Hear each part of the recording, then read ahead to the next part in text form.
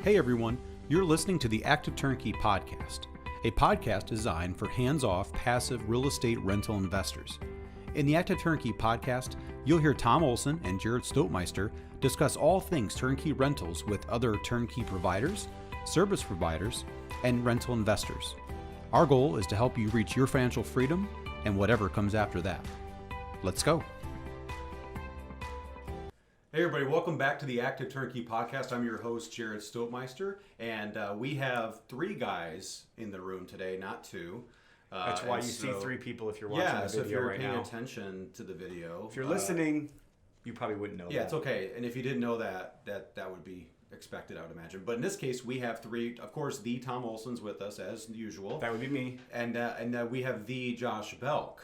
That would be me. And the Jared Stoltmeister, the host of the Active Turnkey Podcast. Every week I say the Tom Olson just so he returns the favor and says the Jared Stoltmeister. And now that we have surpassed the 1 millionth episode, the 1 millionth viewer, we are on our way to stardom. Mm-hmm. It's big for us, and we spend a lot of time reading our fan mail and all the right. It's a job in itself. I have to have an assistant just to read the fan mail. We love to talk about how successful we are. It really helps us feel good. Don't you about just ourselves. love that when you go and you listen to hear somebody talk and you're just like, what BS is he going to tell me next? I'm like, come on. And it's even worse when you know the person. Oh, that's true. Right? And you're like, okay, now I know that's BS. It's just not. So Josh Belk is an accountant, and he's never heard any of that before. No, never. He's never heard BS. He always hears black and white. And he's going to be with us today. We're going to talk about tax. So this is going to be probably the most viewed, most listened to, because everybody loves listening to the accountant talk, right, Jared? Well, before the podcast started, we did have a nice discussion about Apple and Android. So that will maybe be another podcast someday. But we'll talk about taxes today. What do you think, Josh?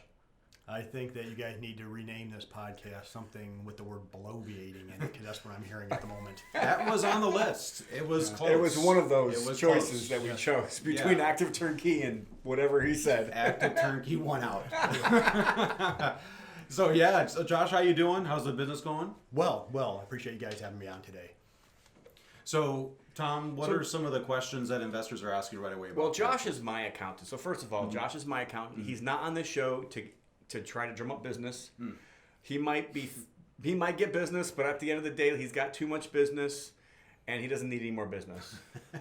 A couple years ago, I'd have Josh on and be like, everybody, you guys need to use Josh. I used to probably send people text messages every week. Who do you use for your account? And I would tell everybody.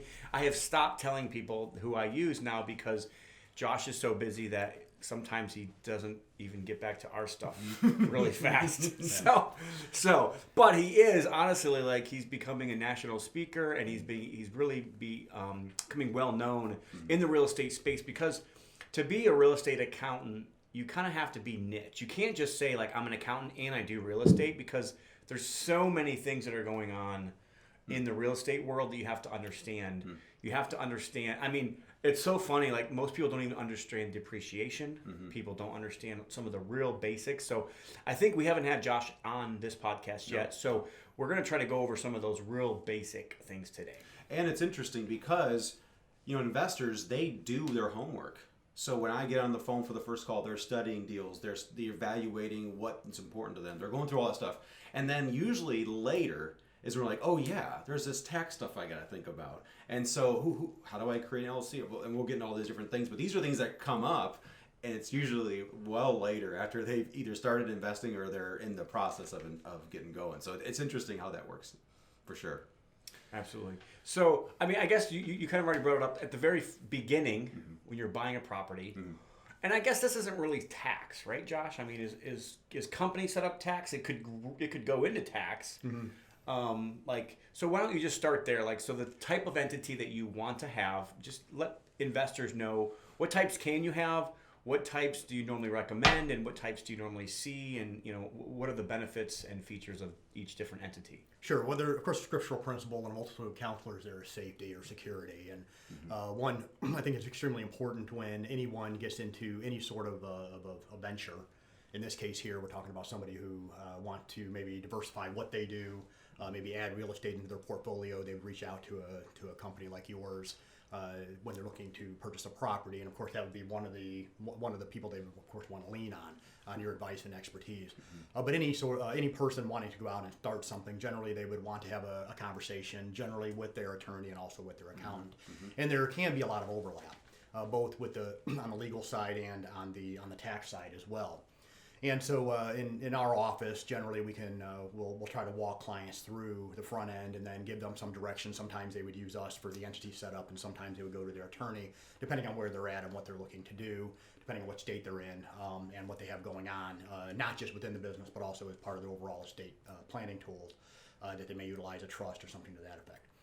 So when you're getting into something, when we talk about the legal side, primarily we're more concerned about asset protection when we talk about the legal side than we are the tax side.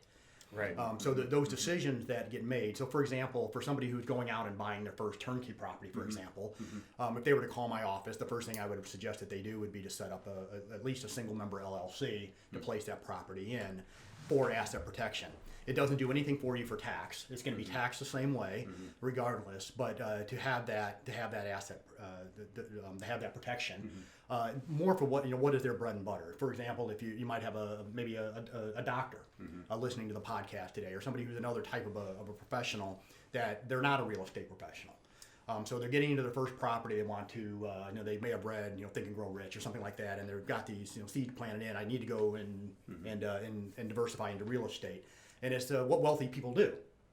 And so, how do they go about doing this? And if they were to contact me, I would suggest set up a minimum single member LLC. You're going to place his property in, and then you go through the conversation in regards to insurance and some of this other thing. But it gives you that asset protection side.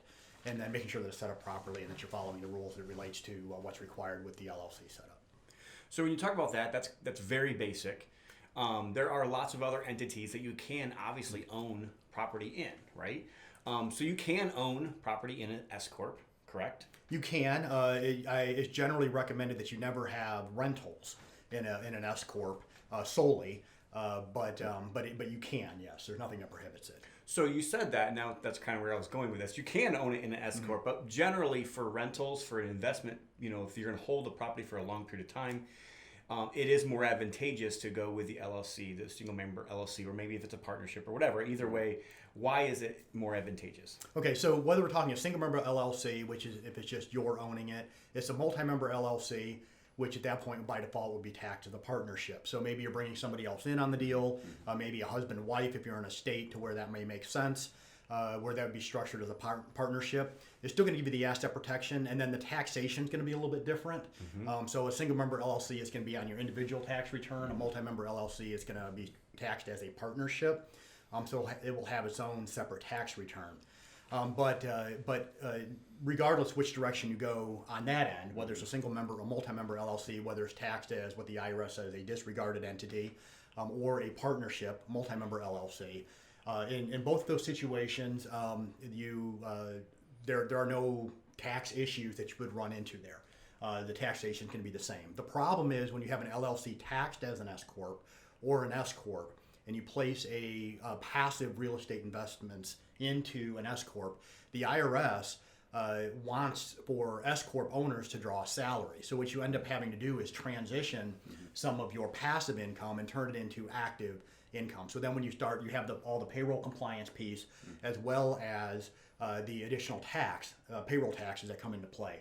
So it is not a wise decision when it comes to taxation to have rental properties in an LLC. So tax that passive income that we don't have to normally pay our Social Security or FICA or all other stuff on it, you could end up having to pay that upwards to what, 14%? Right. So you end up with the 15% SECA tax or FICA tax in the case of payroll, plus your federal unemployment, your state unemployment, and just the cost of the compliance cost to have the payroll processed and have those tax forms filed. Absolutely. So that's why LLC versus S Corp, according to the accountant, not just according to me, is normally better. So can you also? So what about a C Corp? So C Corp makes sense, and I think for a lot of individuals or entrepreneurs, when they begin to build out their essentially if they have multiple businesses, different types of income streams, it may make sense to put it into a C Corp. And we can really get into the weeds on this, but for most people, it's not going to make sense. But there are situations where it may make sense. Now, most of our buyers, when they're buying, they're using conventional financing. And so they have to have the entity in their name initially to purchase. And The house in their name, not the house. an intent. Excuse right, me, not yes, an the entity. house, right. And so typically, they're concerned about right away getting it in the LLC. What would you recommend in those situations in this type of scenario when it's in their initial name, but then the LLC is obviously in their LLC's name? Right. Most of the time, lenders don't have an issue if you quit claim it into the LLC, provided you're a personal guarantee on it. However, lenders can execute a due on sale clause that's usually within mortgage contracts when you try to make that transition. Most of the time, if you're transparent with the lender on the front end, and you're working with a title company, you let them know this is a single member LLC. It's going to be a personal guarantee. Most of your lenders out there, if they're used to dealing with real estate as an investment, know how to work through that and kind of get beyond. And we deal with lenders day in and day out. And ideally, if you literally close the property right into the LLC, it's placed in the LLC, and you're the personal guarantee on the loan, then you're generally not going to have any issues. To try to close it in your name and then move it later on, usually lenders will not execute the due on sale clause. However, it is a tool in their toolbox that they can use at some point if there end up becoming issues with the loan, for example. Sure, down the road. So Yeah. let's get into what are the real tax advantaged potential ways to be able to own real estate. And so the only other two that I know of, and there might be more, obviously you can own a fund, you can do other little really more complex things that we're not going to get into today, but you can put a house into a land trust, which there's really absolutely no tax advantage at that point. It's really just an extra entity, and it's whoever the beneficiary of that is going to be taxed in that way, correct? Right. So land trusts are an anonymity tool primarily. So when somebody goes through and they try to find out what you own, for example, it would never pop up. So the property, if you're buying a property at 123 Johnson Street, it says 123 Johnson Land Trust, whatever the case may be. They don't know who owns it. They don't know who the grantor or the beneficiary is. And we do have a lot of clients that use this. Now, these grantor-based trusts are handled differently in different states. But most of the time, you can place it right into the trust. The land trust documents, at least in Indiana and other states, you have to look at your own state rules. Those land trusts are not recorded. So an attorney doesn't know who owns the property. The public doesn't know who owns the property. They just see the land trust. And then, so that is a way that you can own the property, right? And provides anonymity. That it's not asset protection in its purest form, but it's a type of a way to kind of protect yourself. And then, and also, it is a way that you can transfer property from one entity to another, or from a grantor to a separate beneficiary. And that can get really complex, but it is by simply just changing the beneficiary. By simply changing the beneficiary, it doesn't change necessarily the taxation. Right. So the taxation, the taxation all goes to whoever the beneficiary is. So if the beneficiary is an LLC, it's going to go right as an LLC. If it's an S corp, well, you might run into the same problems that we talked to as an S corp. If it's an individual, it's going to be just like an individual. Right. So as a novice, like for me on this side, I don't know as much about this side of the game here. So if I own the property, say it's in my name or an LLC, and I want to move it into a trust for that camouflage, does it appear as a sale? No. So how I guess if someone's word was to the follow the title will change, show as a transfer of title.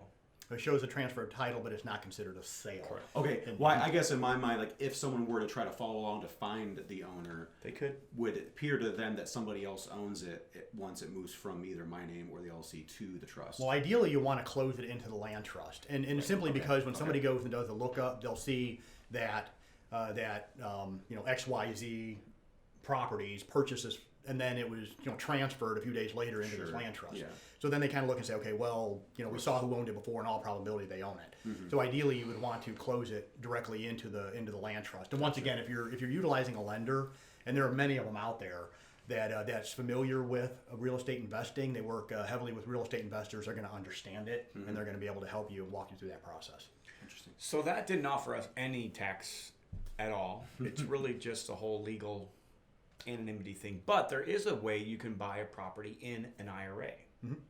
So maybe we'll run through just real quickly, top, high level, buying a property in an IRA. Like, how can that be beneficial for you? Okay, so a lot of people, when they think about their retirement, most people think by default, they think of, okay, I'm going to invest in a mutual fund. I'm going to buy stock. I'm going to do those types of things. And there are people out there that don't realize that you can do what they call self-directing your IRA funds. So essentially, if you have it into Vanguard, or I probably shouldn't name names, but you guys kind of get the point. So you have it in kind of one of these traditional types of places that most people think that they place their retirement funds. That you can actually take those funds and basically roll that money into or with a custodian, what's called a custodian. You cannot self-direct generally on your own. You generally have to have a custodian. Okay, and we can get into checkbook IRAs and those types of things, which is probably outside the scope of this. But generally, if you're buying passive real estate, you're not going to want to get into trying to figure all this out on your own. Generally, you'll want to contact a custodian, and then set up and you can do this online with most of them. You set up a self-directed account with them, and it needs to be a lifetime type of an account. So it's a 401k, if it's a SEP, whatever it is, and you're going to roll it into a self-directed. So say, for example, let's use numbers here. So say, for example, you have $100,000 currently in your IRA, your 401k, and your SEP, whatever it may be. You can choose to self-direct it. So you would contact the custodian, you set up this account, and then you would roll the funds, that $100,000, out of your Vanguard account, wherever it may be, and you simply roll it into or transfer it into the custodian's account. Okay, now you own the account. So generally, it would be the name of the IRA company, FBO, or for the benefit of, and that would have your name, IRA. And then at that point, you could take that $100,000 and you can purchase a property with it. And now you can't be going and buying fix and flips and doing the work yourself and those types of things. So if we're talking about an active turnkey, like we are in this particular podcast, you can go through and buy and purchase a turnkey property that is you're going to place a tenant in. There's going to be a property manager on it, just like you would outside of your IRA. But then what ends up happening is you take that $100,000 and you purchase this property. There's a tenant in it. The IRA at that point, month over month, would receive that check or that money coming in back into the IRA. So essentially, at that point, your IRA would grow. So your IRA holds and would hold title to the property, and then it grows by the rents that it's received that it receives every month. Beyond that, you can, and some people are a little bit scared of this, Tom, as you know. People get a little bit nervous that, well, $100,000, especially in this market, isn't going to buy me a turnkey property. I've identified one for $180,000. I only have $100,000. You can get a loan for the other $80,000, and then it becomes leveraged, and then you become subject to a little bit of what's called unrelated business income tax, and you would just pay a little bit of tax on the income that you receive, based on the percentage that is leveraged. Yeah, and I think the other thing that people get hung up on is if you own a property in an IRA, you don't get to take advantage of the other tax advantages outside of an IRA, like depreciation, so to speak. However, if you are using leverage, you actually do get to take advantage of it for the portion of it that's leveraged. So like it does still reduce your taxable UBIT or unrelated business income tax.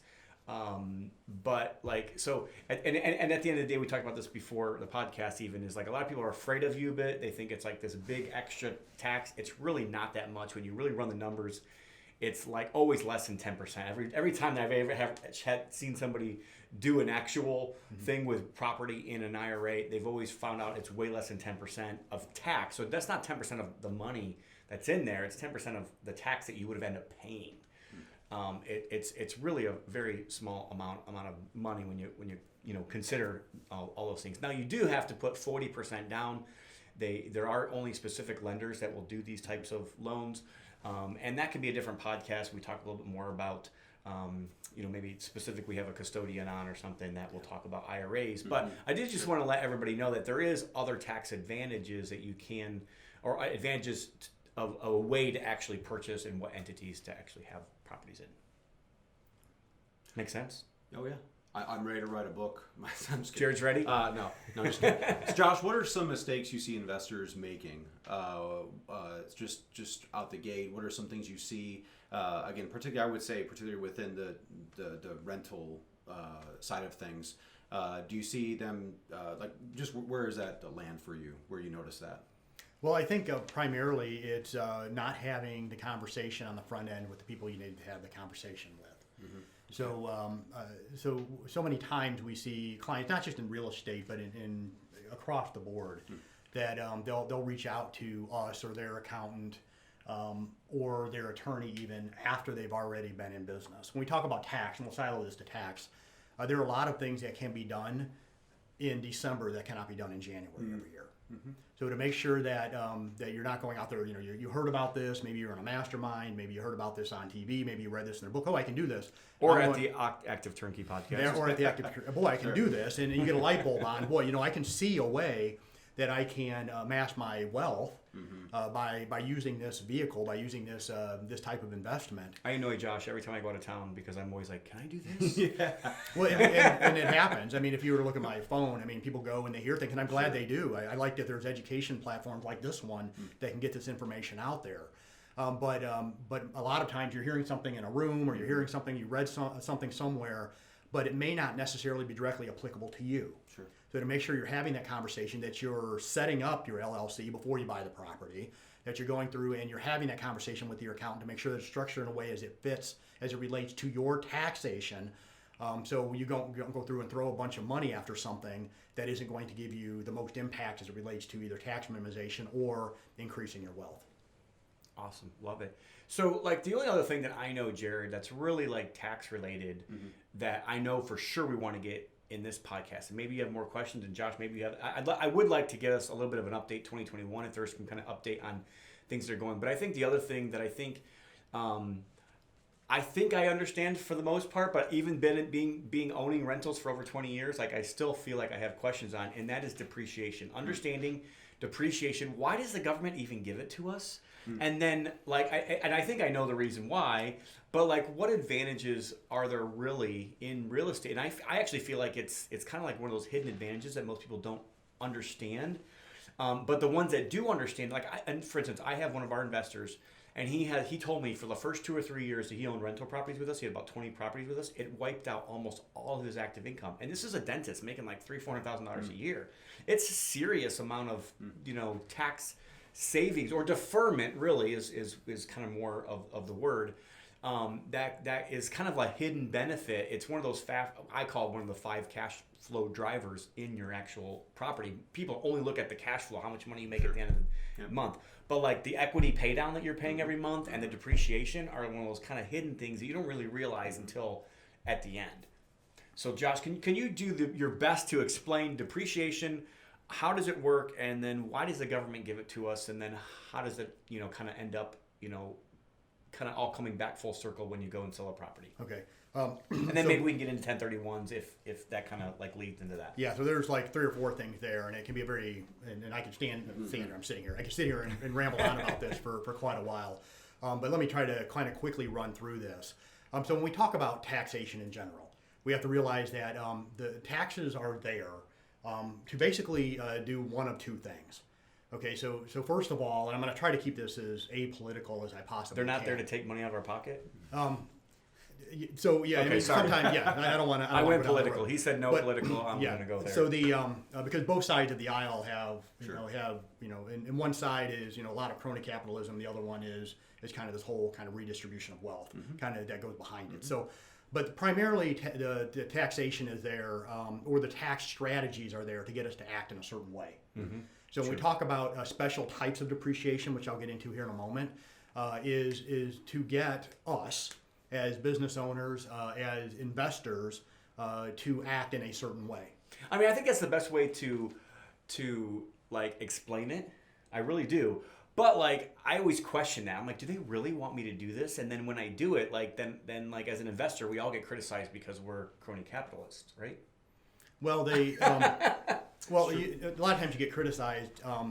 We're just literally taking advantage of the system that has been set up. Yeah. And we have clients that literally, they make millions of dollars a year and they pay no income tax. You got it. And it can be done. A lot of it happens right here. Yeah. And so, and it's one of those things that but you have the thing is when you're saying they're paying no income tax, I mean, a lot of them. It's deferred. Well, let me go beyond tax. that. I think it's extremely important that we point this out. I mean, Jared, you own businesses. Tom, you own businesses. I do as well, beyond just the accounting firm. And one thing that all of our businesses do is we hire employees. You don't realize the amount of tax that we pay in payroll taxes, property taxes, all these other types of taxes that we pay And so income tax is just one of those taxes that we happen to pay. So it's not like you're not paying any tax. It's just that and a lot of those taxes that we pay are for the benefit of our employees. You got it. The matching of the FICA taxes that come out of it doesn't come out of the employee's paycheck. It comes out of the bottom line of the company. Unemployment tax, which has been a big one over the last year. Employees appreciate the fact that we pay that. So in case they end up having to be let go, whatever the case may be. So I don't want to go down that rabbit hole, but when it comes to when we talk about ordinary income taxation, let's talk about silo it to real estate. In order for a individual who invests in real estate to take the most advantage as it relates to depreciation, is they have to be considered a real estate professional. Now there are 4 different ways you can be considered a real estate professional. I don't want to go down this rabbit hole either. But bottom line is, and I'll use the 750-hour rule.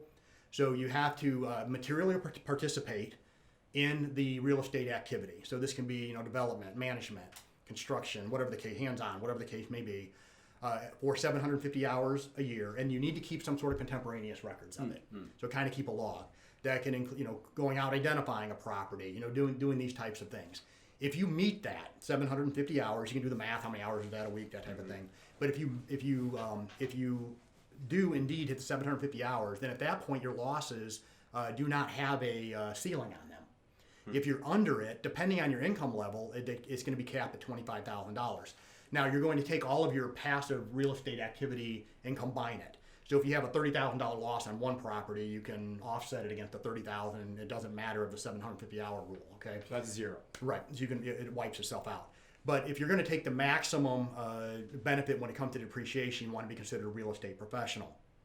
Okay, and getting into whether or not you do apply, you want to have that conversation with your accountant, and then making sure that you fully understand the 4 different ways and maybe structure your particular, the way that you operate in a way that you would meet one of those criteria. Okay, and so once you're there, then at that point you can take massive depreciation on properties, and I'll talk about here in just a moment, and then use that to offset your W-2 income or your other types of active income. Okay, now you're not going to get your CCA or your FICA tax back, but you could wipe out all of your other ordinary income tax. Most of the time, now there are other ways, but one of the ways when we're talking about purchasing turnkey rentals would be through what they call cost segregation. Now, one thing that was put into place here a few years ago under the Tax Cut and Jobs Act under President Trump was the ability to be able to break down certain elements of a property into its smaller components. And then those certain components can be depreciated immediately or in year 1 when the property is in service. And so let's walk through an active. So with that, you're accelerating the depreciation. You're accelerating depreciation. So say for example, you're not going to get it twice. You're accelerating a portion of the depreciation that you could collect normally over what is that 27? 27 single family rentals are 27 and a half years. Okay. So normally when you go and you buy a property, okay, so say for example, let's use some round numbers here. You go and you purchase a property for $200,000. Part of that $200,000 you're going to have to apportion to land. So let's say that number is 20%. Okay, I'm going to see how good I can do math. I can do math here in my head. So yeah, I got that. So 20% of the 400,000. 20%. You said 20. So 20% is land. That's 40,000. That cannot be depreciated. So I take the remaining 160. Now we can take that remaining $160,000 normally without accelerated depreciation. That $160,000 would be depreciated over 27 and a half years. Now if I go through and have a cost segregation report done, then that $160,000 will be broken into a number of different components. You'll still have a portion, the largest portion, maybe say 60% of it, will still be depreciated over 27 and a half years. But the remaining amount of it can be accelerated, which would be land improvements, would be any sort of what's considered furniture and fixtures within the property, certain components within the property. Generally, it's anything from the drywall in that can be accelerated.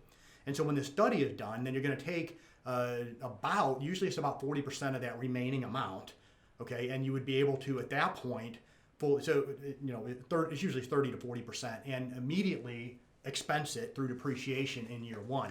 So when you say depreciation, I want to get on this. What is it actually? Like when you depreciate something on your taxes, what's the tax effect? So when you depreciate something, the first thing it's going to do is going to offset any income any other net income you have on that particular property. So if you had $10,000 in rent that you collected that particular year, you had $2,000 in other expenses, $8,000, and then you have, say, $15,000 in depreciation. Okay, the first portion of it, the first 7, 8, whatever, so the first $8,000 is going to be wiped out, and then the remaining 7 would be used to offset against other income. Right. So basically, now what's going on? I think there's more explanation. I want to take this down farther. So when you're depreciating a property, so let's just say that you depreciate all the way down 27 and a half years. You own a property for 30 years, and honestly, like what I recommend is like if you're going to get into rentals, you should get into it for the long haul. Mm-hmm. Does that mean that there's not going to come a time in the future where you decide to sell or you decide to do something different? Absolutely not. But I think the mindset should be I'm going to be in this thing for the long haul. So let's just say that happens. So you buy what you said $200,000 property, you depreciate it all the way down for 27 and a half years, right? And then what happens? Okay, so at that point, you still have the remaining $40,000 that you haven't depreciated. That's the land. Now, in theory, okay, usually by then you're at the point to where you may be retiring, something to that effect. So you don't have other sources of income. Your income tax rate generally is going to be lower. So it is a good time to have more taxable income at that point. Because generally you are at a lower tax bracket. Now, there are other things to be done. You can do a 1031 exchange. You can do other types of things to maybe step up into another property. Once you're done depreciating 27, you don't get that depreciation anymore. It's over. Correct. So now you don't get that. You don't get that benefit anymore. Correct. But so then I guess the other thing is like, so what if I want to sell it then? So if it's 30 years, like I bought a house in my 30s and now I'm in my 60s. Mm-hmm. And I paid $200,000 for the house. At this point, I mean, even at a 2% appreciation rate, which is probably low over like the course of 100 years, mm-hmm. but at 2%, I mean, that property at that point may be worth say $320,000, $350,000 mm-hmm. at that point. What happens then when they go to sell the properties for? Let's just say they sell for $350,000. Okay, so under current under current tax rules, mm-hmm. at that point, if you were to go and sell it, so let's just keep the numbers easy, $300,000. So you sell that property for $300,000. You have $40,000 in your remaining basis, which is the land that you haven't used. So that remaining, my math is correct, $260,000, you're going to pay a long-term capital gains rate on it. So you're capturing back now. Like all that income that you got to say was not income over the period of time is now new income. I just want everybody to understand that. Like depreciation is not really like it's tax-free. It's not the fact that I never have to pay tax on it. It's just like some like magic thing that the government gave me. And actually, if you ask me, the reason why the government gives us depreciation is because that they know the expectation of appreciation for a lot of the things that they give depreciation on. So they know that there's an expectation that things are going to go up in value. And when they go up in value, at some point, you're going to sell in the future. Mm-hmm. And now you're going to have to pay tax on a larger amount. Mm-hmm. Does that make sense? Mm-hmm. So I was thinking about this today, like as we were going into this, to me, I don't think most people think about that whole process. Now at that point, now this is why 1031 becomes advantageous at this point, right? Because like, it's not just the 160, now we're talking 260, it's a lot more money. And even if you only sell in say 10 years, there might be $100,000 in equity. Like how much tax would a normal, professional making $200,000-$300,000 a year expect to pay in tax, Josh, if on that $100,000, new, capital gain is what it end up being considered, right? Right. Well, in 2021, still, the capital gains rate is capped at 20%, so you'd be paying 20%. Now, the depreciation recapture is taxed at 25%, so it is taxed a little bit higher. So you kind of have to be aware of that. If you if you're not planning on holding the property, and generally, if you're doing a cost segregation, we're going to say you need to hold on to that property 3 to 5 years for it to make sense. Otherwise, it's pointless to do it because the depreciation recapture.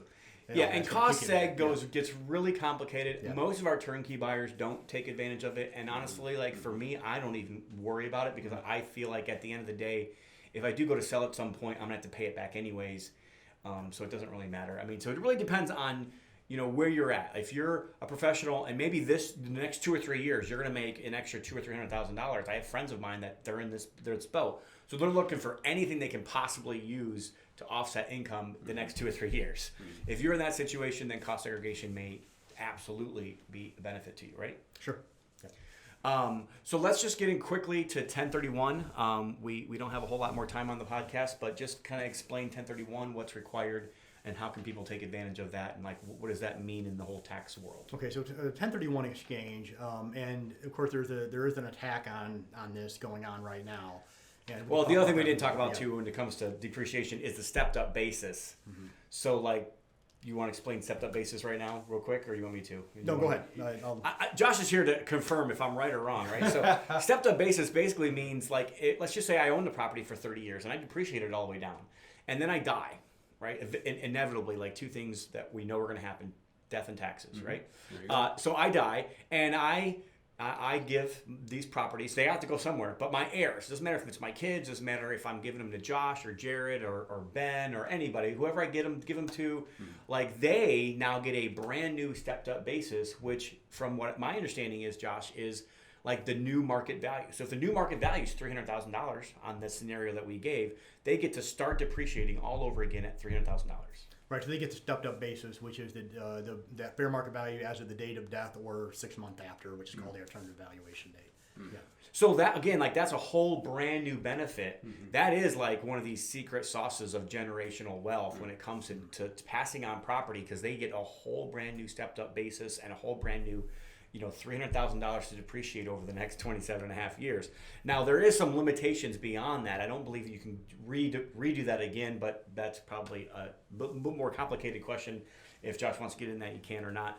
But 1031, so let's just say I own a property for 10, 20 years, Josh, and I sell it and I don't want to pay this massive tax. What options do I have? So a 1031 exchange basically is allowing for, instead of you paying capital gains tax when you sell the property, for you to be able to purchase, it has to be a like-kind property. So single-family rental for single-family rental, commercial property for commercial property, land for land, et cetera, okay? So it has to be a like-kind property. And then, so you would exchange it, essentially the one type. So say, for example, a single-family rental that you may have owned for a number of years, and you have to have owned it for at least 1 year for it to be long-term capital gains at that point. And then you can essentially take the remaining basis and reduce the new property amount by that remaining basis. So you're just essentially rolling your basis into the new property. You're not paying capital gains on it. So how does that work? So from my understanding, if I'm going to do this, I have to know about it before I sell the property, right? So there's a lot of people that they come to me. Timelines. They come to me and they're like, I just sold the property. I just closed yesterday, or like just closed last week. I want to do a 1031, and I'm like, it's too late. It's over. Like your opportunity's over. So. Can you quickly walk us through that, Josh? Like, so you have to get yourself an attorney, or is it just an attorney? No, it's qualified. It's called a qualified intermediary. And attorneys are not QIs. Accountants are not QIs. They don't allow for us to do them anymore. So you'd have to contact a qualified intermediary. We have quite a few of them at our firm that we utilize depending on what you have going on. Then at that point, you have to identify within 45 days of the closing. So you have to make a determination. So say, for example, you own this property. Within 45 days before you close. Let me walk through this. Okay. So you've gone through and you have made a determination that you're going to want to do a 1031. Okay. So you cannot go and close and take the money. You have to get a qualified intermediary involved before closing. They're going to take hold of the funds. They have fiduciary responsibility to hold on to it and put it into trust for you. Okay. So the QI holds onto the funds. You have 45 days after the close to identify a property. After you close on the property. It's 45 days now. I thought it was 60. Then you have 6 months to close on it. Okay, so let's just walk through that timeline. So before you close, you already have to have this intermediary set up. They have to agree. There's a fee for this too, just so you guys know. This isn't free. People don't do it for free. And Josh, like, how much do those normally cost? Is it kind of based on like how big the property is, how much money they're holding on to, like? Yeah, all those elements. And usually the cheapest is going to be $1,000, and it goes up from there. Okay, I mean, I've seen even on single families, the cheapest I've ever seen is $5,000 or $6,000. So I'm glad he said that there's even those people out there who will do them for $1,000, because I didn't realize that. Good luck finding one, but I mean, yeah, I was like, I haven't seen anybody for less than $5,000 or $6,000, and because it's funny, because a lot of times even like our turnkey buyers are selling a property maybe, and they're going to make $30,000, and I'm like, if you're going to pay $6,000 for an intermediary, it's like it's almost not worth it because the amount of tax you're going to save is like almost the same amount of money. So yeah, like, so if you're talking an $80,000 property, it makes absolutely no sense to do it. right. So you have to know how much money you're making. So how much money you're actually going to have to pay back. Now, it doesn't even matter about how much. If it's $80,000 property, but it's already been depreciated down to zero, well, it might make sense at that point.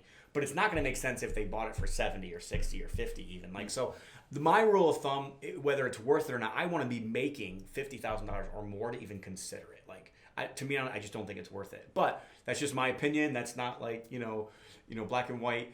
So that you have to find somebody ahead of time. You're going to have to pay them. They're going to take the funds at closing. And then, like Josh said, you have 45 days to find property. And then you have 6 months to close. I think there's actually timelines beyond that if you're going to do repairs to the property. And the money that you have held in trust there can be used for repairs as well. And then I think there's a couple more rules, right, Josh? In my understanding, there has to be you have to do at least the amount of of money that you have, or is it the amount of property you sold? It needs to be essentially the capital gains plus your basis needs to be rolled into the new property. Okay, yeah. So if it's a $100,000 house that I just sold, I got to buy another $100,000 house or more. Right. Now I can buy more. Right.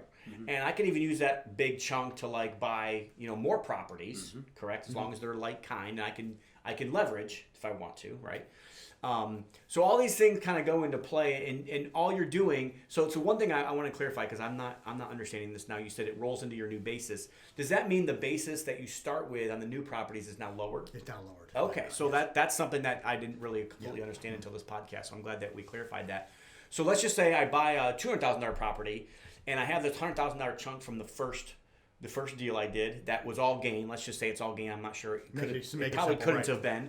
But let's just say it was. Now my new basis that I can depreciate in the second property is only going to be $100,000. That's correct. Right. If I do 100 for 100, I'm not going to have any basis. Correct. I'm not going to have any more future depreciation. It's just like I took the cash and I moved it to another property and I just didn't have to pay tax now. It's just going to be prolonged, and at some point down in the future, the government's thinking I'm going to get paid on this, right? Mm-hmm. All right. Can you continue doing that? Can you continue, like time and time again? Let's just say I do this 5 or 6 times in my lifetime. I can continue to 1031 over and over and over again, correct? Yeah, as long as you continue to have basis there to roll into. I remember Greg Bond in our mastermind. He wanted to explain this to like really young. If you can do this when you're 19, like buy your house and then like go to a duplex and then go to a fourplex, and like by the time you're 60 years old, you're gonna have a big multi-unit and it'll be all paid in full. And anyway, so well, that kind of goes into the question because Josh, you did say you buy one property and you buy the same one in kind. So if I do this with a single family, do I then have to roll it into a single family? Or right. So it can be, and there are kind of ways around this. We talk about DSTs, and it can get really, really complicated. But generally, when we're talking about most people when they're thinking about doing a like-kind exchange, yes, you can trade. So when we talk about when I'm saying single family, when we talk about like-kind, it has to be the same depreciation kind with the IRS, which is 27 and a half years for 27 and a half years. That can be up to an 8 unit if it's not considered commercial. Once you start getting larger than that, so it can be a multifamily, but it's still considered depreciated over 27 and a half years. So when you're talking about the gentleman that was in our mastermind, that's kind of the way you go through. But to the point you can't go from an 8 unit to buy an apartment complex or a hotel or a storage facility, those types of things. That's not a like-kind exchange. But you can kind of ramp up from a single family up to maybe an 8 unit at that point using this particular strategy. Awesome. So we've gotten through most of the basics. And I know that this is a little longer podcast, but we're just going to keep going. We're in 2021 and everything's crazy. So we just decided, hey, there's got to be some tax updates, Josh. Is there anything that you want to throw at us this year that might be different than years past? Yeah, we've talked about 1031s, and I actually kind of typed out these notes because this is like really hot and heavy. And some of these have changed. I actually did a podcast on my platform regarding to some of the things that President Biden was wanting to do, or whoever's the puppet is in President Biden's back. We're not going political, folks. So it's kind of one of those things that, of course, he's aggressively, kind of this whole mentality that people who make money are bad, and their money needs to be taken away from them and given to people that don't work. So it irritates me as an entrepreneur, and I got into politics at night. Okay, it was kind of coming. I understand. It was I agree. I concur. So I promise you, most of the time your producers are, they're going to be in opposition to a lot of this. But when we talk about the 1031 exchanges, at this point he's not looking to eliminate them. He's just simply going to say that Either you can't use them depending on your income level, or you're going to be taxed at an ordinary income tax rate. So he's doing eliminate 1031 exchanges for those with income over $400,000 a year. He has his $400,000 threshold that he keeps talking about. So if you're over that threshold, then you would not be able to utilize 1031s if indeed one of these three different one of these laws go through, or bills go through that he's put out there. So you just kind of be aware of that. If you're a little bit of a higher income, $400,000 is not that much money anymore. So it's going to affect more and more people. So if you're at the $400,000 level, you're going to have to be aware that that there's going to kind of be this target on your back that's going to come after you. So you're not going to be able to utilize 1031s. If your income is over $1 million in income, you're not going to be able to pay a lower capital gains rate. You're going to get hit with the ordinary income tax rate plus the net investment tax. So essentially, you're looking at about a 44% tax hit, and that's not counting your state rate on the capital gains side if you're over $1 million in income. And that's for what? When you sell a property? Right. That's capital gains. So that's not 1031. That's not 1031. So anything capital gains related. But if you're over the $400,000, you're not going to be able to utilize the 1031. Right. So that's going to affect a lot of people who have the ability out there to be able to do what we're talking about. I know. So, but the whole purpose that you said that the reason why these things are there in the first place is because they wanted to ignite investment. They wanted people to make these investments. So basically, what you're saying is at this point, what that's the net effect, or what they're trying to do is to stop this investment. Sure. I don't think they're thinking that far out. Well, I don't either, but I'm just saying, if you use the logic from this is why the government has this in the first place, then if they stop doing this, then what they're doing in essence is stopping, the enticement or that nugget that you get for investment. I hate to say it. I mean, it is kind of one of those things. You're the progressive left-hand side of that particular party. They're not thinking 2 and 3 steps ahead. They're trying to silo this and say, okay, well, if we do this, we're going to raise this amount of money and be able to invest it in infrastructure and get this money votes. And you have to remember that for people like us, who are the producers, guess what we're going to do? We're going to hire less people. We're not going to buy that property. You got it. We're going to find other ways, because guess what? The government is going to force us to act in a way that they want us to act, and that does not mean they're going to force us to pay more in taxes always. Okay, it may mean I'm going to utilize some of the other strategies that are still out there. Yeah. It may be personal property investing. It may be doing other types of things that we're going to end up investing in, because now the government is punishing us now for really, we talk about infrastructure spending. What's better infrastructure spending than an investor going through, taking a property that's in disrepair, fixing it up, and then allowing for somebody in the community to live in that home. Yeah. Or commercial, or whatever it is. And I mean, that's just kind of like, okay, this is the foundation. We talk about, the American dream. What's one part of the American dream? Owning a home. Just on Facebook today, one of our friends that we know well put on Facebook, bought my first home today. And I applaud that as part of the American dream. They went through, and what are you guys doing as real estate investors? You're providing for part of that. Well, guess what? You punish that activity, you're going to see more and more boarded up houses. You're not going to see investment going into that community. And who cares if the roads are paved? Nobody's living there anyway. Right. You got it. So what else in 2021? So basically, none of this has happened yet. Right. But I also know that there has been, a target on the stepped up basis as well. There has been, and for most people, at this point, it's not going to affect them. It's going to be more at death. If you have over $1 or $2 million in essentially in what's in assets, essentially they're not excluded, and we get really complicated on here. So if you have $1 million plus net worth, but that hasn't happened yet. This is just what they're trying to. Right, it's what they're trying to do. In all probability, it's probably going to go through.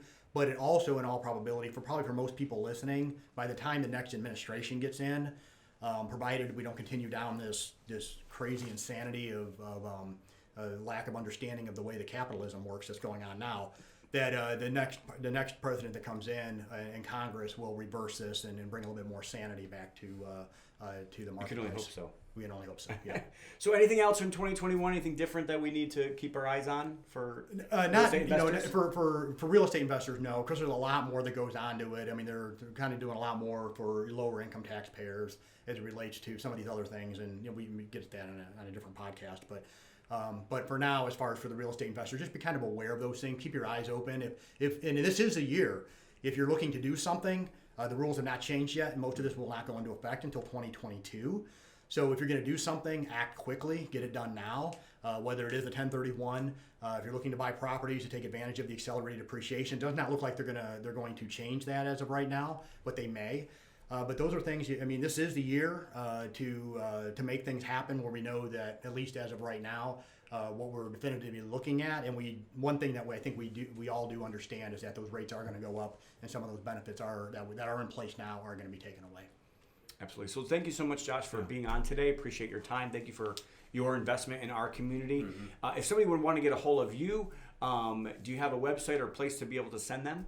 Sure. So the name of my firm is Lodestar Tax and Consulting, lodestar.tax, LODSTAR .tax, and we have a web page. You can find us on Facebook, LinkedIn. We're there. And you do specialize in real estate investors. So just so you guys know, there's not very many accountants out there that really specialize in this space, and some of them that do have no idea what they're doing.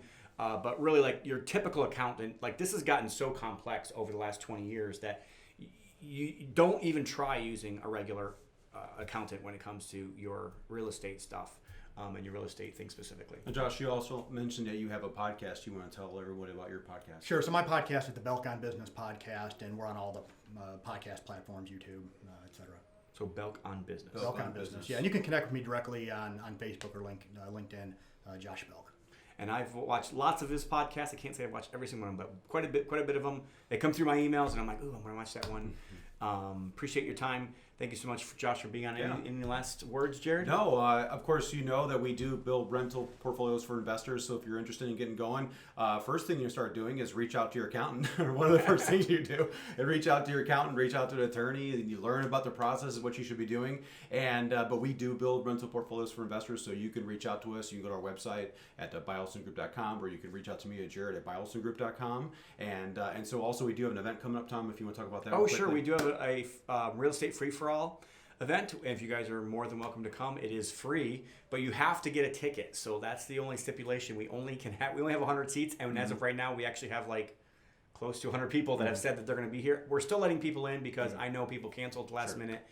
But it is an event that will be packed. Josh is actually one of the speakers. He's one of the sponsors at the event as well. But it's October 8th through 9th. You can find out more about that at goodsuccess.com.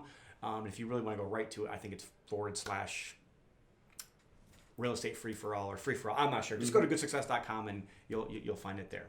And if you've liked this podcast, you can like it, share it, subscribe it, thumbs up, all those different things. Give us a 5-star rating. All those things, we certainly would appreciate it. And we thank you for joining us today. Active Turnkey, the best way to buy rentals. Thanks, guys. Olson Group Network makes no warranty, guarantee, or representation as to the accuracy or sufficiency of the information featured in this podcast. The information, opinions, and recommendations presented in this podcast are for general information only, and any reliance on the information provided in this podcast is done at your own risk. This podcast should not be considered professional advice. Unless specifically stated otherwise, Olson Group Network does not endorse, approve, recommend, or certify any information, product, process, service, or organization presented or mentioned in this podcast, and information from this podcast should not be referenced in any way to imply such approval or endorsement. Any third-party materials or content of any third-party site referenced in this podcast do not necessarily reflect the opinions, standards, or policies of Olson Group Network. Olson Group Network assumes no responsibility or liability for the accuracy or completeness of the content contained in third-party materials or on third-party sites referenced in this podcast, or the compliance with the applicable laws of such materials and/or links referenced herein.